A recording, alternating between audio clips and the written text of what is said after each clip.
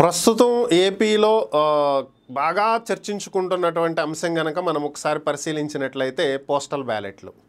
గతంలో ఎప్పుడూ లేనటువంటి విధంగా 5 లక్షలకు పైగా పోస్టల్ బ్యాలెట్లు రావటం, వీటికి సంబంధించే ఇప్పుడు చర్చ. ఇరు పార్టీల మధ్య చర్చ, ప్రజల మధ్య చర్చ, మీడియా ప్రతినిధుల మధ్య చర్చ, అనలిస్టుల మధ్య చర్చ, విశ్లేషకులు, అలాగే రాజకీయ విశ్లేషకులు, ఇలా రకరకాల చర్చలు. అసలు ఎందుకు ఈ గోలంతా అంటే ఎన్డీఏ కూటమికి చెందినటువంటి పార్టీలు రిటర్నింగ్ ఆఫీసర్ సీలు లేకపోయినా సరే పోస్టల్ బ్యాలెట్లని పరిగణలోకి తీసుకోండి అని చెప్పి ఈసీని కోరటం, దీనికి సానుకూలంగా ఈసీ స్పందించటమే ఈ చర్చకు దారిచ్చినటువంటి పరిస్థితి.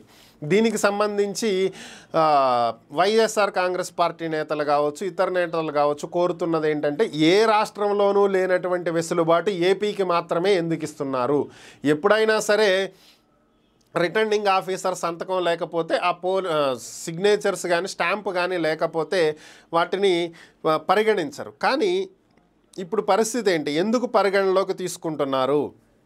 ఫామ్ 13ఏలో ఏముంది, ఫామ్ 13CBలో ఏం డిక్లరేషన్ ఇచ్చారు, దీనికి సంబంధించినటువంటి సంతకాలు, ఓటర్ సంతకము, ఆర్ఓ సంతకం లేకపోతే లోపల కవర్ని ఓపెన్ చెయ్యకుండానే రిజెక్ట్ చెయ్యాలి అని చెప్పి వీళ్ళైతే కోరుతున్నటువంటి పరిస్థితి.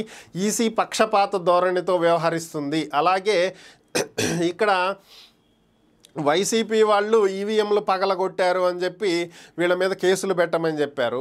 మరి కొన్ని సమస్యాత్మకమైనటువంటి ప్రాంతాల్లో టీడీపీ వాళ్ళు కూడా పగలగొట్టడం జరిగింది. మరి వాటికి సంబంధించి ఎటువంటి చర్యలు ఎందుకు తీసుకోలేదు?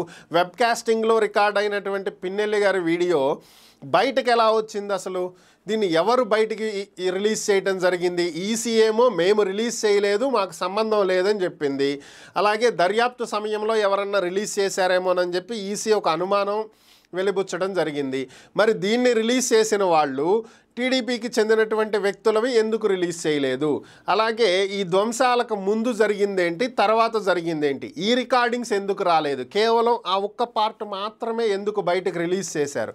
అసలు ఏం జరుగుతుంది ఇక్కడ? ఈ అంశాలే ఇప్పుడు ఈసీ చుట్టూ చుట్టుకున్నటువంటి పరిస్థితి.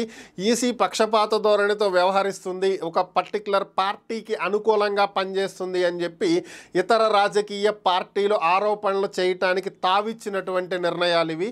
మరి నిజంగానే ఈసీ పక్షపాత ధోరణితో వ్యవహరిస్తుందా, లేదా సక్రమంగానే నిష్పక్షపాతంగా ఒక అంపైర్ లాగా రెండు జట్లకి న్యాయం చేసేటువంటి విధంగానే వ్యవహరిస్తుందా? దీనికి సంబంధించి మీ అభిప్రాయాన్ని కామెంట్ రూపంలో తెలియజేయండి.